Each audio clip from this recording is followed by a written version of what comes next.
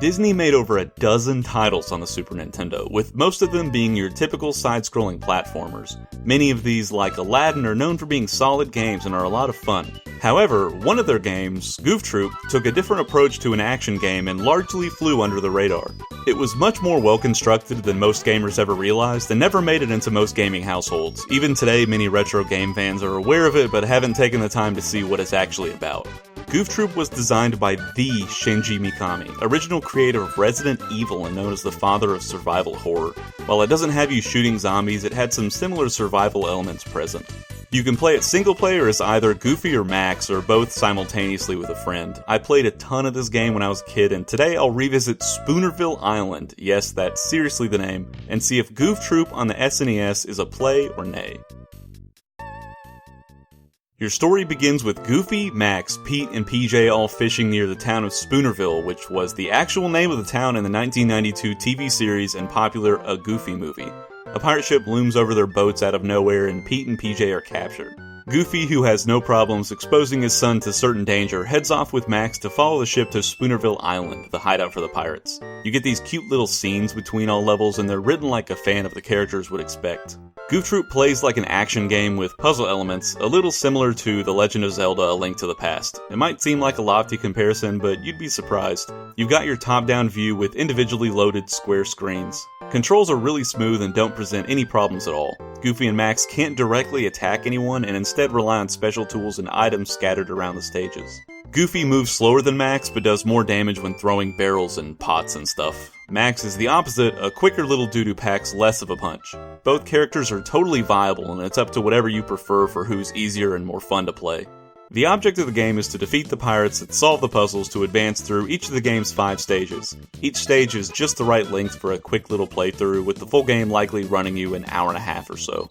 Since Goofy and Max can't do any direct attacks, you'll have to use various items and objects to get the job done. Each stage is littered with throwable items like barrels and kickable blocks and bombs. You'll need some strategy to use them efficiently, but the game is always good about making sure you have what you need.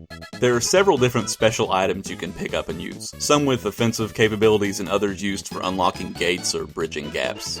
If you're playing alone, you can carry 2 items at a time, but if you're playing with a buddy, you each only get 1. There's a definite element of inventory management, a cool precursor to Mikami's later Resident Evil game. You'll get items like a grappling hook, which can stun enemies or connect 2 hooks to bridge a gap, candles to help you see better in dark rooms, boards to complete bridges, or a bell that you can use to taunt enemies into traps. All of these are common and used several times on each stage. They're all easy to use and fun, and the only real frustration they can cause is if you have to backtrack a few screens to get a specific one you missed. All the stages have a few different types of enemies, several puzzles, and end with a boss. They're themed differently, like a beach, haunted castle, or a pirate ship. Most of the baddies are simple animals or variations of pirates, which get more and more challenging abilities as you progress through the game. The most basic ones just chase you, while harder ones can throw swords, breathe fire, or even use your own blocks and barrels against you. None of them are too tough to deal with, and I love the sound effect that plays when you kill one.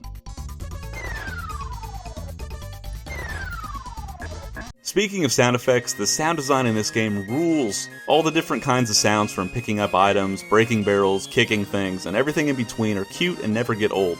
There's oddly not a main theme for the game, but each stage has its own song and they go so hard. I've played this game over a dozen times and always stand still on some levels and just tap out the rhythm.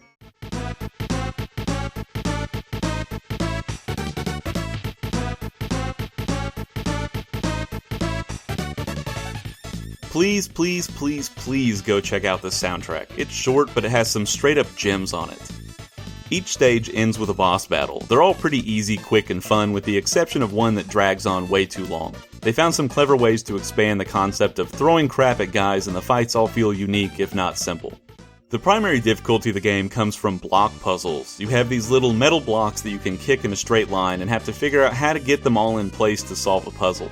These puzzles don't start off too bad, but get seriously tough, with the last one being notoriously difficult. If you search for almost anything about this game online, you'll find people looking for the solution to it. It's fun to figure them out alone, but even funnier to do them with a friend. You'll be working off each other's ideas and messing the other person up, and it never fails to be hilarious. Goof Troop is so much more than just another generic Disney platformer. It offers a well-crafted mix of action and puzzle elements and never fails to make me smile. None of the action elements are hard, but take just enough brain power to keep you focused. The puzzles do get tricky and can be a little frustrating if you can't figure one out, but hey, that's what the internet's for. Goof Troop is fun by yourself, but a totally different experience with a friend. Playing with someone else is guaranteed to make you both hate and love each other and come out of the whole thing laughing and high-fiving. Find a friend, buy or emulate a copy, and give Goof Troop an hour or two of your night. I promise you won't regret it.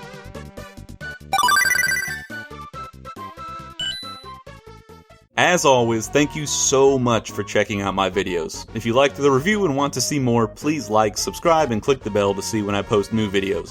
I try to have a new video out every 4 or 5 days and have some fun games coming up. Some of these upcoming titles I'll be covering are Donkey Kong Country, Illusion of Gaia, Secret of Evermore, Super Troll Islands, The Flintstones, Treasure of the Sierra Madrock, and Super Ninja Boy.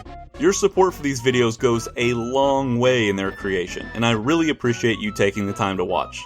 Did you play Goof Troop as a kid, or have you played it recently? Let me know if you think it's a play or nay in the comments below. That's all the time I've got for today. My name's Ben Madsen, and I'll see you on the next episode of Play or Nay.